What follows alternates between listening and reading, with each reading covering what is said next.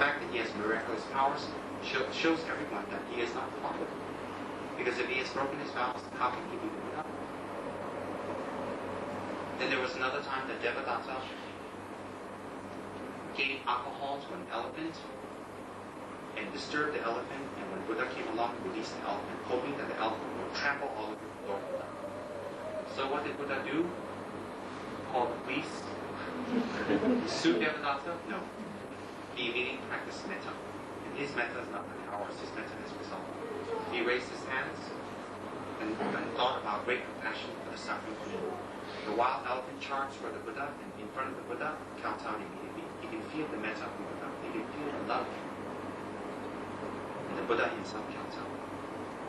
There's another time when Buddha was going to a patron's house to have lunch, midday meal, and Devadatta along the road dug a huge pit. And in that, covered it with grass and made it look like the pathway, hoping that the Buddha would fall into it. Buddha walked right over it. Because Buddha does not have the karma to be harmed. So you cannot harm him. But Devadatta couldn't see that. He thought, oh, if it was me, I would prostrate and say, oh, sorry, you are the Buddha. But Devadatta thought, oh, maybe the stick was too heavy and Buddha is too light. Maybe he went on a diet or something. I mean, he had this kind of bad view to try to destroy the Buddha. So at one time when the Buddha and a group of disciples were walking and traveling to the next destination, then Devadatta had already planned weeks ago. He and his wonderful friends, his Dharma friends, gathered a lot of rocks at the top of a hill. And this hill is a small hill with a ledge near a walkway where Buddha usually passes. So as the Buddha was passing that day, Zambala was on the entourage. And Devadatta pushed all the boulders, and he wants to crush the Buddha and kill him. Buddha, of course, even the rocks from near him will stop because he has no karma to suffer. So Zambala, out of great faith and great devotion to the Buddha, even still jumped in front of Lord Buddha. And he's very fat and he's very strong, and he has supernatural powers. And he blocked the boulder. But a piece of the boulder, so the boulder broke into many pieces. And then a piece of the boulder struck Zambala's head, and he collapsed unconscious. So Buddha immediately came over to Zambala, and by the merits of doing that action of selflessness, the merit collected from that, Buddha was able to heal him. So Buddha put his hand down, and a stream of white, milk-like nectar fell on Zambala's head, which gave him purification, purified his wound, and he was able to wake up immediately. So he woke up, he prostrated 3 times to his Guru, Lord Buddha, and then thanked the Buddha, and the Buddha said to him, from today on, anyone in the future who pours blessed, purified water on you with good motivation, my students, please grant them wealth. And Zambala again prostrated 3 times to Lord Buddha and said, as my Guru commands, I will, I will, I will. So the tradition of pouring water on Zambala's head came about in that way during Buddha's time itself. So Zambala is a Bodhisattva, is a fully enlightened 10th stage Bodhisattva. He is not some wealth god, he is not some wealth deity with a lot of faces, hang out on the streets, and for justice and get money. Alright? Zambala has many meanings. The outer Zambala is actually a being who practiced the Dharma under Buddha and became enlightened, who was very wealthy. But the definitive Zambala, or the real meaning of Zambala, is when you practice Zambala, it is to practice giving and charity, not to give, not to get, not to give. So when you do Zambala's practice, the very reason you do Zambala's practice is to purify your miserly energy. If you have business problems, financial difficulties, always having money problems, it is not the Buddha's fault, it is not your friend's fault, it's not your partner's fault, it's not anyone's fault, it's not the economy's fault. If it's the economy's fault, when the economy falls down, everyone must suffer. There are some people who don't suffer. Why? It's individual karma. There's collective karma that people will suffer economy fall down. And then there's individual karma that says, no. You have been collectively born together, but you do not have to suffer, you don't have the karma. There can be a group of people who go someplace, 5 people may do the same action, 1 person doesn't do the same action. So those 6 people can be born again in the same place, or together, or 5 people will do one action that 1 will do a different action. So they have the collective karma to be together, but not the karma to actually experience the same thing. So during economic crisis, a lot of people suffer. There are a lot of people who are not, to tell you the truth. I bet them. It's their own individual karma. Whether you suffer economically or not, and if it's the economic crisis that you're suffering economy, then during good times, there are a lot of people who are suffering also for karma. So the very cause of economic suffering or financial suffering is the negative karma we have collected by miserliness and selfishness. Holding our possessions, holding our money, holding our wealth, holding our positions, and never ever sharing it with others, especially people in need. We may think, oh well, I'm very generous with my children, I'm very generous with my husband, I'm very generous with my wife, I'm very generous with my relatives, with my mother. That's not generosity, that's selfishness. How is that selfishness? Because you are giving to someone or something that benefits you. You are not giving to benefit them because they benefit you and you like them, so you give it to them because they have done a lot for you. So when you give to people who are near and dear to you and you are very generous, it's not a sign of generosity. I'm not saying don't help your near and dear ones. I'm saying don't be mistaken in your view. If you are generous to near and dear ones, it shows your very deep attachment and clinging to your selfish mind, to yourself. Me, me, me, me, me. Because they have benefited you. They give something to you. And because you want something from them, you give them more. Generosity, the object of generosity, should in fact, if we really want to practice, toward people that harm us, number 1. If possible, if not possible, toward people who have no relationship with us, or to people who cannot give us anything back. If you really want to practice generosity,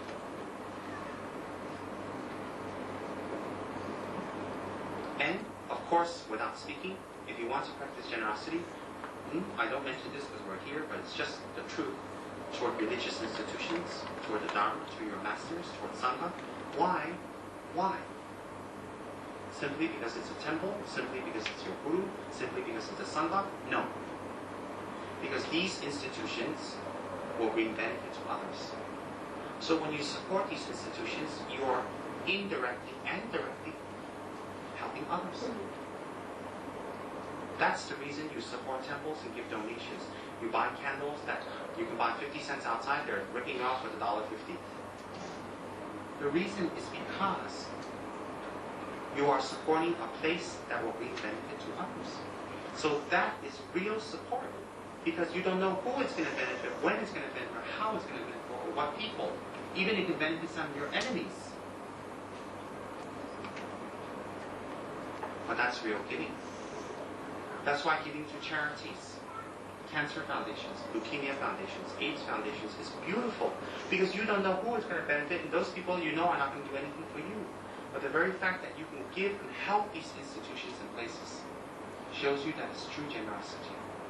And to complete the action of generosity, one should never boast, talk about, or let anyone know that you've done it in any way, shape, or form. Okay, Rinpoche, I didn't tell anybody. I wrote it to them. I helped this person. It's the same when the other person is made known. And you should never use your gifts as a weapon. I gave you this, I did this for you, therefore you must do it for me. That's a condition. And that condition arises from the self-cherishing mind. You may come across people who are kind that will say, okay, I'll do what you say. You might come across people who say, hey, you know where you can go. But you should give without condition, without terms, without time, without expectation or projection, if you really want to give. So since you're giving the money, again, let me stress, why don't you get the full benefits?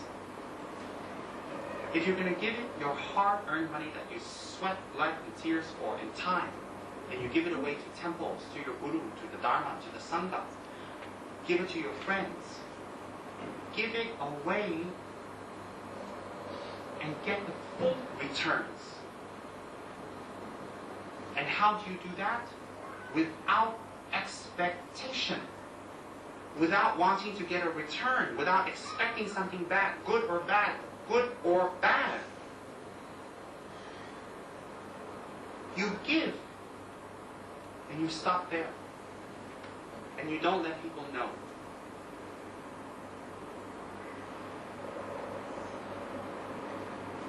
That is Samala. That is the real Samala. If we worship that Samala and pray to that Samala, the result will be freedom from taking rebirth in the realm of spirits. Because the main cause for going to the spirit realm is miserliness and the result of miserliness. If you earn $1,500 a month, give $10 to charity. If you earn $15,000, give $100 to charity. If you earn $15 million, give $1,000 to charity. But whatever you give, whomever you give, and whatever charity you give to, please give without expectation. Please give without terms and conditions. Please give without expecting or wanting something back. Please give without conditions.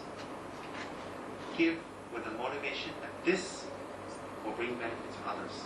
And when your money reaches there and you give, whether it actually benefits or not, that person uses it or not, still your karma that you collect from that giving is not wasted. Because your intent was correct.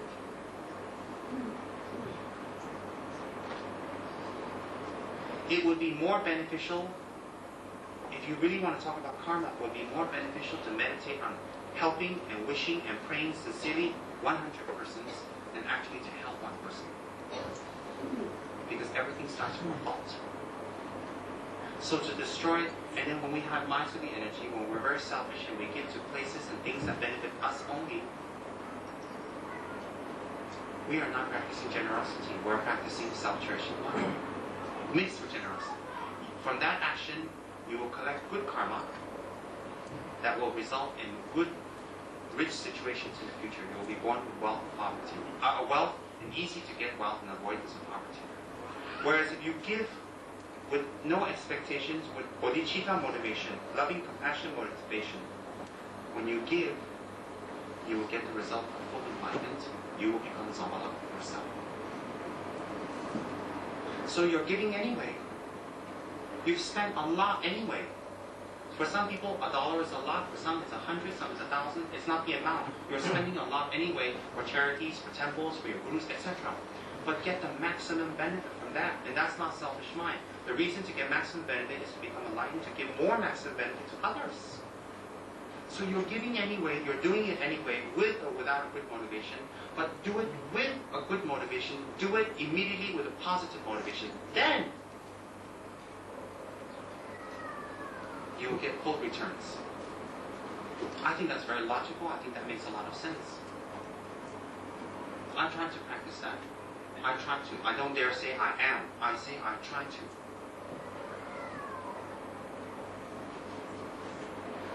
So we should try to practice that. And Samala's practice is very good for purifying our miserly mind and energy. People have wrong conception. We do Samala, we get wealthy. If you don't create the causes of getting wealthy, how? Of course, if you make offerings of milk and tea and biscuits and fruit offerings and prayers to Samala, you do collect merit, you do collect wealth. Akasa, you do collect good karma. If it's motivated by bodhicitta, good merits. So you do get karma or merits, but the intensity of it is dependent on your motivation. So praying to Samala, worshiping Samala is very powerful for purifying your negative energy that you have collected from previous lives and this life that make you suffer poverty. So when we pray to Samala, the effect is not we're worshiping some big God and he gives us everything. The effect is when you worship and pray to Samala, in Samala's prayer, you're taking refuge in him, you're inviting him, you're making confessions to him. Confessions is the magic word. You're making offerings to him. You're requesting him to turn the wheel of the Dharma. You're requesting him to remain. You're practicing the 7 limbs to Shambhala, who is the purified miserly energy of the Buddhas. So all the Buddha's energy of miserliness that's been purified, generosity, giving, the 6th parameter, giving, dana, is Shambhala. So Tara is the purified energy of jealousy of all the Buddhas. So she is the activity goddess. So Guanyin is the purified energy of all the Buddhas and anger and hatred, compassion and mercy. Tsongkhapa is the purified energy of all the Buddhas, ignorance and stupidity, wisdom. Shambhala is the purified energy of all the Buddhas, miserly energy, which is giving without expectation. So you are praying to a Buddha who specifically manifested in the Buddha's power of dana. And by doing the 7 limbs or 7 pujas in relations to Shambhala, that's how you purify your negative karma in relations to selfishness and miserliness. And that's how we get well when we practice Shambhala. It's very clear, it's very logical. And definitely Shambhala is blessed. But Shambhala is not the only wealth deity, but it's the well-known one, so I decided to do that. Jeremji is also a wealth deity. I forgot to mention that last night. On his incorrect representations of Jeremji, he has 2 lotuses on left and right. On top of the lotus, on the left, there's a Dharma text. On top of that, there should be a jewel. Yes, there's a jewel. This jewel represents Dharma jewel, material jewel, and spiritual jewel. So by practicing and worshipping Jeremji, you will also gain tremendous wealth. I forgot to mention that last night. So if you want a wealthy, Jeremji is excellent. Shambhala is excellent. Norgyuma is excellent. White Mahakala is excellent. So if you want a wealth deity, there are many types of wealth deities.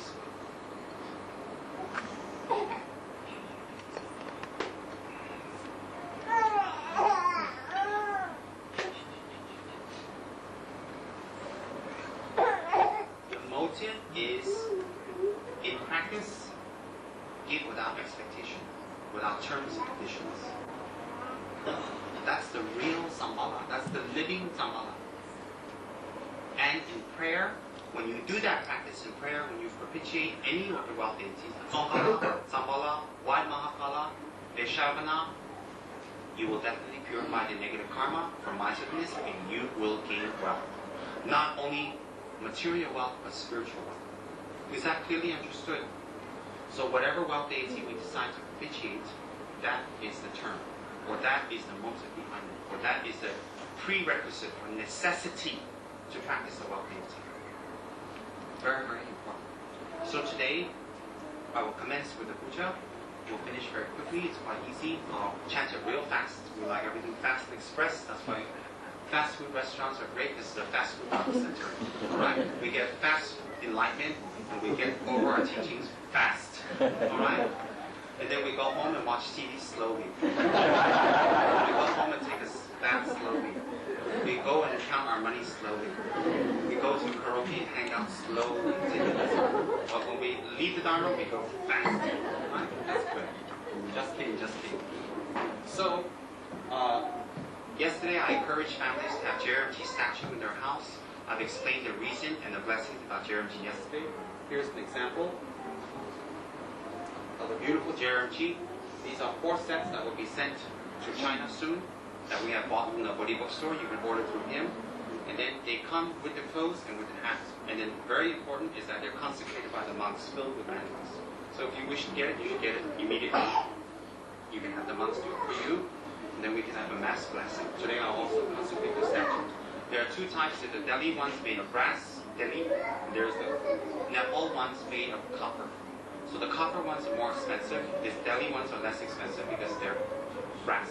So therefore, when you dress them, there's no difference. So it's very beautiful. 2 disciples. The fierce disciple should be on the right, and the peaceful disciple should be on the left. Or you can just order a Jeremji on his own. The bigger, the better, as you can accommodate. And and then get beautiful glass and cover him up without a hole in front. Yeah. So, please, let's take a 5-second stretch, and then we start the puja. Because in ancient India, if you have to work hard, you're going to be fat.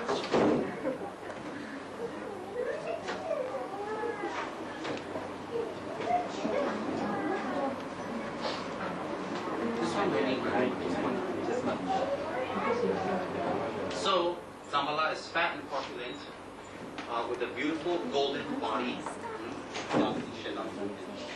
With a beautiful golden body, one face and 2 arms with a slight tilt.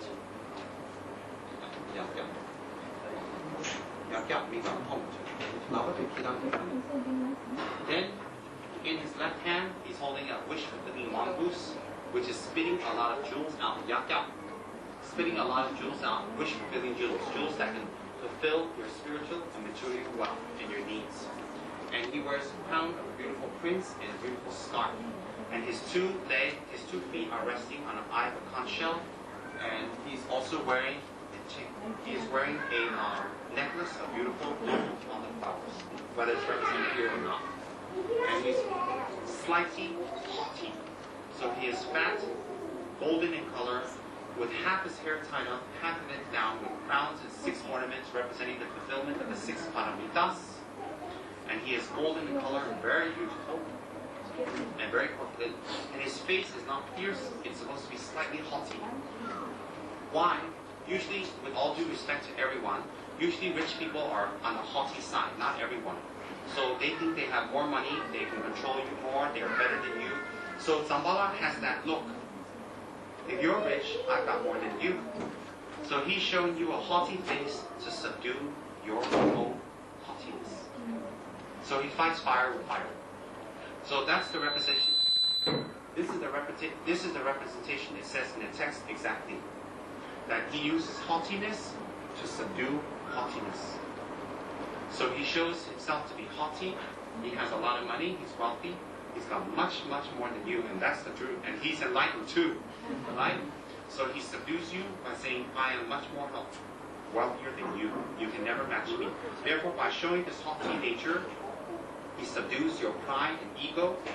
He brings you onto the Dharma and teaches you and gives you spiritual wealth, which emits from his mongoose spiritual jewels. Alright? So it's very beautiful. It's very wonderful. And Zambala, again, is a fully enlightened Buddha. You should not pray to him for silly, ridiculous things like money and wealth. I know I broke your conception. You should pray to him for compassion, wisdom, obtaining patience. And you should pray to him to achieve the 8 transformations of the mind. You should pray to him for bodhicitta, shunyata, realization, shunyata. You should pray to him to become a Buddha like him. That's why you pray to Zambala. So when you pray to Zambala in this kind of way, you are indirectly creating the karma to make wealth.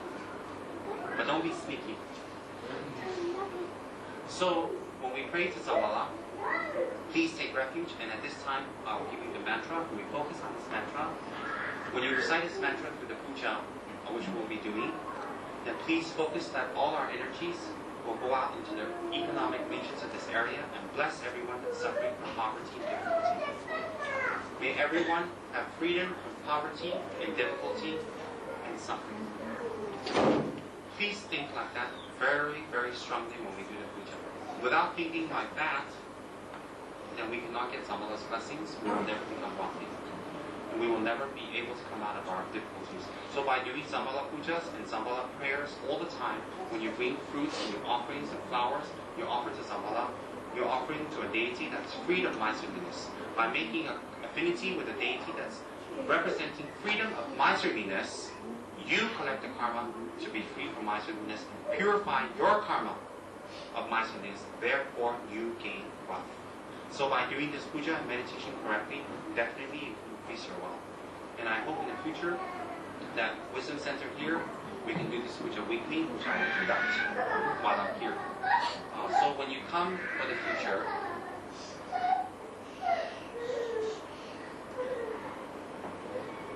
maybe let the boy play outside. Then easier for everyone. Thank you.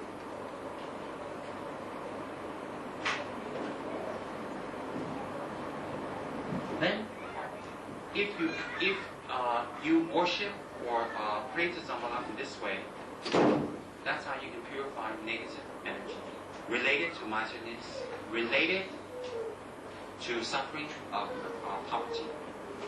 Alright, please think like that. So the mantra, please repeat after me, is Om. Zambala.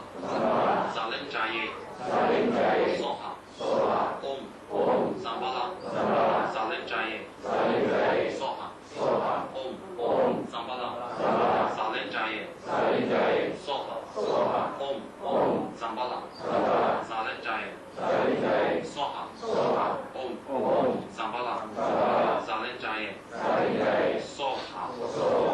Please focus on him. Please focus on the difficulties that other people have and the difficulties that other people are experiencing. And pray that Zambala blesses them, that their needs and wants are fulfilled, especially that they may become enlightened. Please think like that when we're doing the puja. Then, during the middle of the puja, I will be pouring blessed milk onto Zambala, as I explained to you earlier. And then during that time, when I pour it, we recite the mantra strongly together. And then afterwards, we'll offer the blessed cakes to Zambala. So everyone can get up, grab one cake, and make a good motivation, make a good prayer, and offer it to Zambala by reciting this mantra. We'll do that. Then afterwards, we'll distribute the offerings that's been blessed, and everybody takes one piece home as a blessing. They need it from Zambala. Alright? If we leave it here, definitely we cannot finish it up. But it's blessed. It's blessed. Alright? So take one piece. Don't think, oh, I want the apple to be in orange. When it's blessed, anything. So you take a piece home and take it and think it's a blessing from Zambala. Alright? So it'll be very, very nice. Please have good motivation. Please listen with good concentration. Please play with good concentration. It's not every day we have the good opportunity to be able to worship US dollar Buddha. Alright? Very good. Yeah, play up. Yeah, shut Thank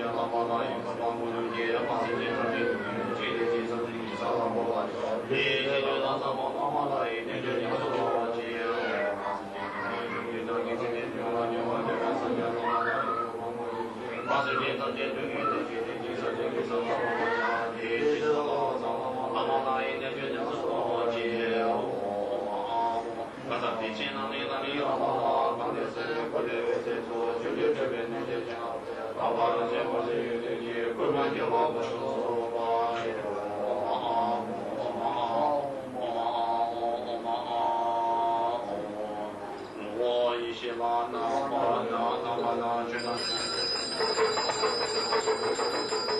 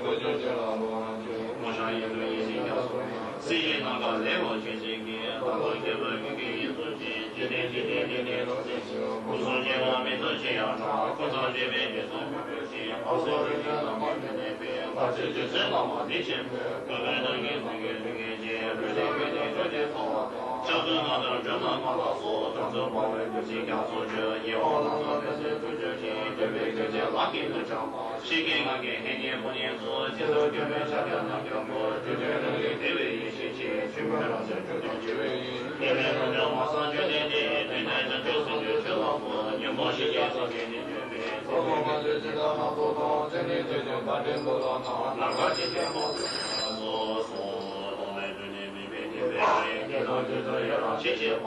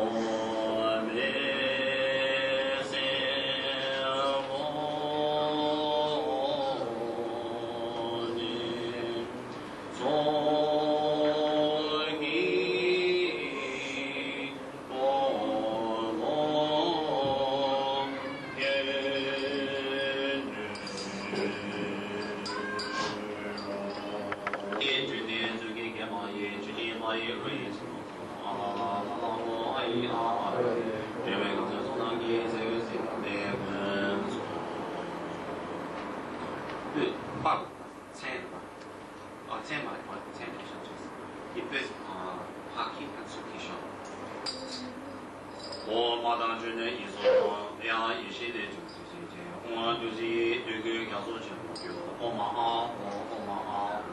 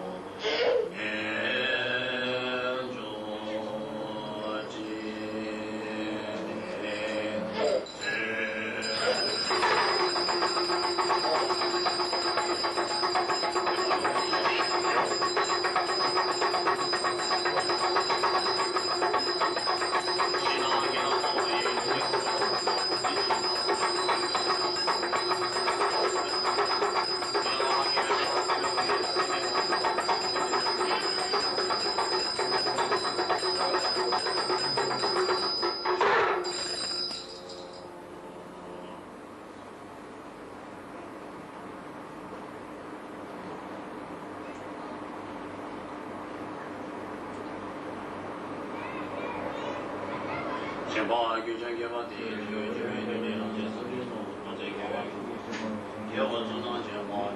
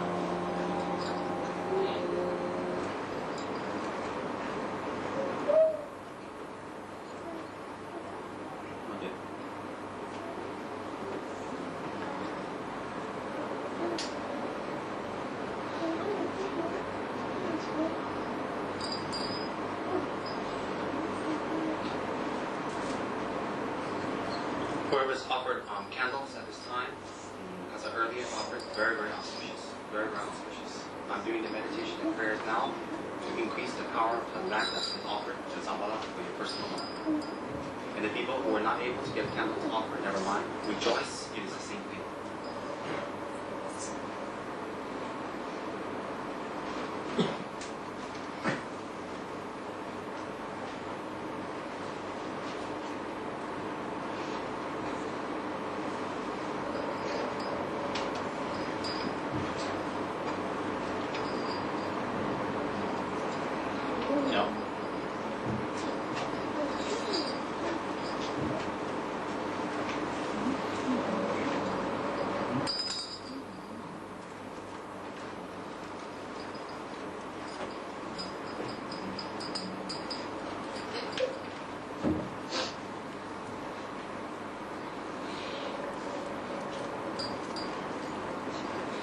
Please remember to Do not pray for small, silly, worldly, selfish things. With all due respect, I don't mean any offense.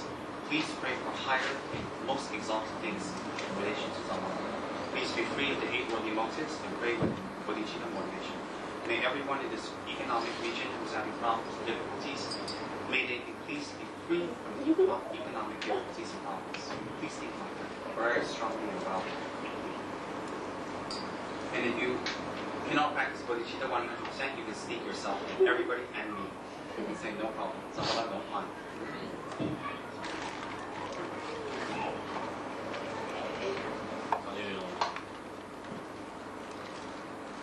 May all living beings be endowed with happiness, cause of happiness. May all living beings be free from suffering, cause of suffering. May all living beings be endowed with happiness, cause of free suffering. May all living beings be endowed with happiness. Not having attachment for those who hold close, nor aversion for those who keep evidence.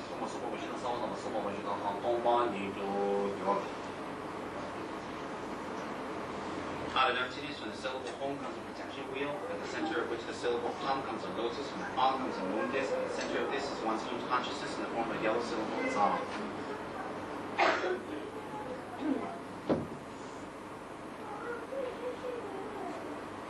In the form of the yellow syllable za, which emanates raised life, being offerings for all the Buddhas, bodhisattvas, and deities, the lights come back, and the za pacifies the sufferings of all the property of all sentient beings. Cause you raise the treasures of all.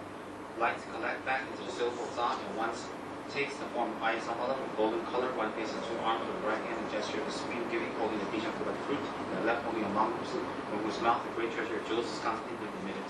Ayasambala is peaceful, elegant, slightly corpulent, appearing very gentle and completely happy, pleasant state of mind, with his eyes wide open and his black hair tied and top knot is adorned with jeweled head ornaments. The right foot is slightly outstretched in a royal posture, and both feet are placed in a treasure such as the eye of Pancha, head of a lotus. Wearing multicolored silken clothing and jeweled ornaments, he is adorned with gardens of blue opal flowers. His body is luminous and radiant from one's heart center as Ayasambala, emanate rays of light inviting wisdom beings in the form of Ayasambala along with his entourage. We should think very strongly that Ayasambala and your Guru is one in nature.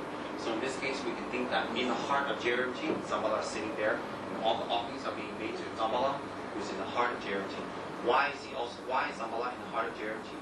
Because Jerimji has no miserly energy, no miserliness at all. So this manifests in the form of Zambala sitting in his heart. So we can worship Jerimji in his form of wealth, also very powerful. So Jerimji is very versatile, very, very versatile. Benza sama za za.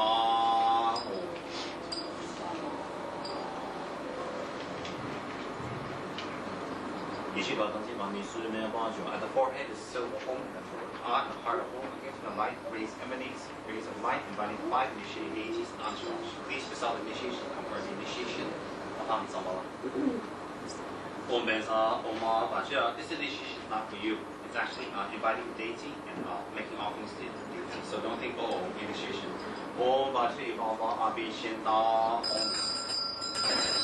Zambala's body is filled, purifying all stains, and excess of water comes out from the crown of the head, transforming into the Buddha yellow Dharma Sambala.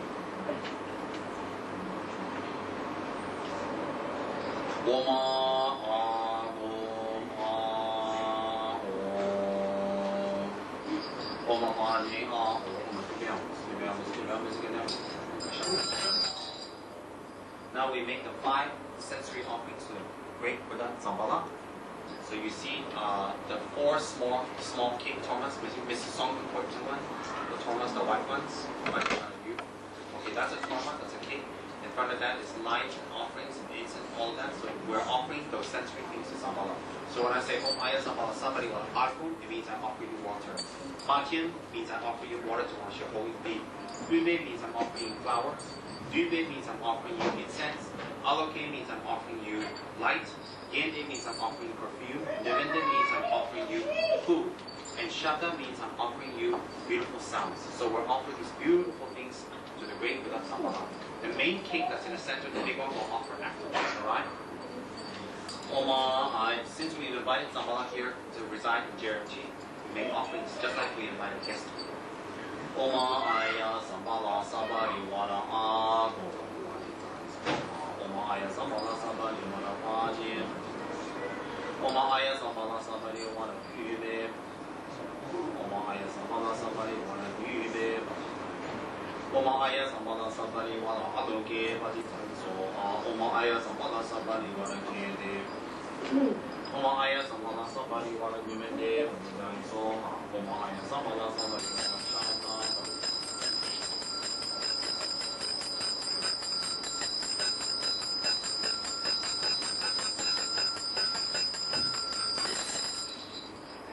O Lord of wealth, holder of the treasure of jewels, and Lord of the numerous wealth-holding yakshas, great Lord and protector of the north, bestower of sweet attainments, I prostrate to you, Lord Sambala.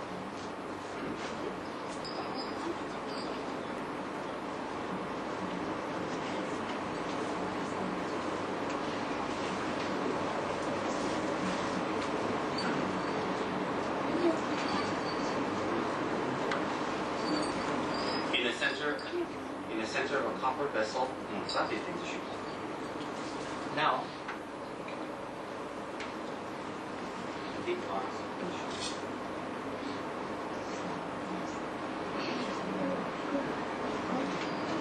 Please think on the Made.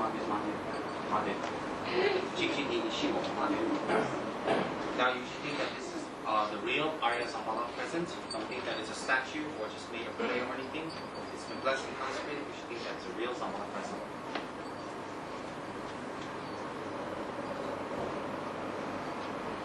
In the center of a copper vessel, out of emptiness, appears Arya Sambala in golden color, one face and two arms, with the right hand in gesture of supreme giving, holding a vision from the fruit, and the left holding a mongoose, which is constantly emitting from its mouth a great treasure of jewels. Arya Sambala is peaceful and elegant, slightly corpulent, and appearing very gentle and completely happy and pleasant state of mind, with his eyes wide open, his black hair tied up from the top down. He is adorned with jewel edge ornaments. The right foot is slightly outstretched in a royal posture, and both feet are placed on a treasure such as an eye of concha and the head of a lotus. Wearing multicolored silky clothing and jewel ornaments, he is adorned with garlands of blue wood flowers. His body is luminous and radiant. At the palm of the right hand on the moon is the syllable Om Ah Om Jam Tri, emanate rays of light, inviting the blessings of all the Buddhas and Bodhisattvas and deities in the form of nectar, which enters into the 5 syllables at the palm of Sambala.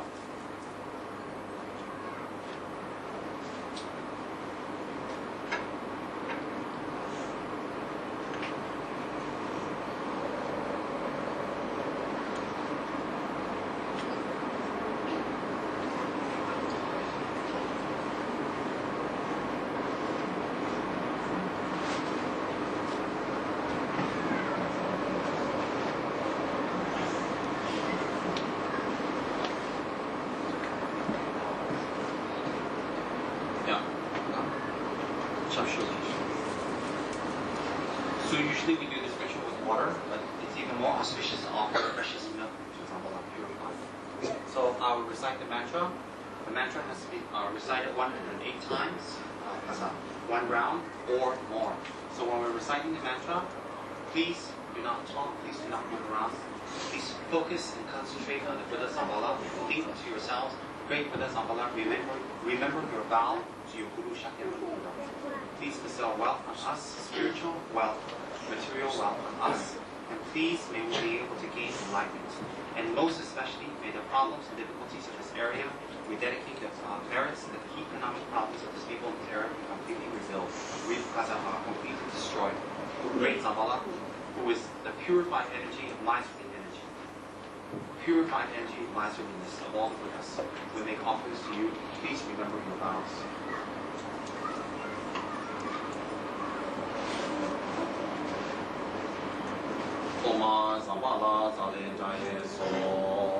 We recite together, make it beautiful and system together.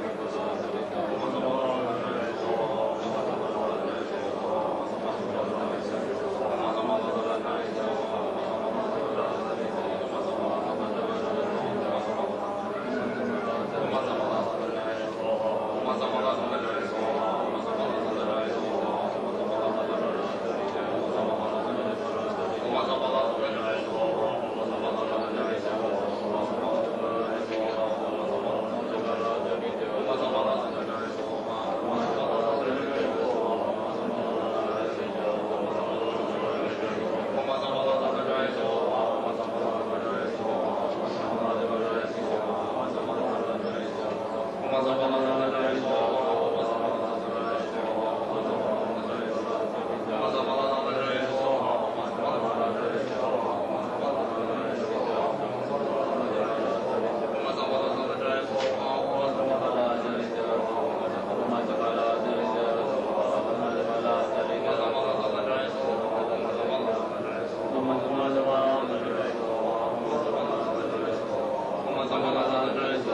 you.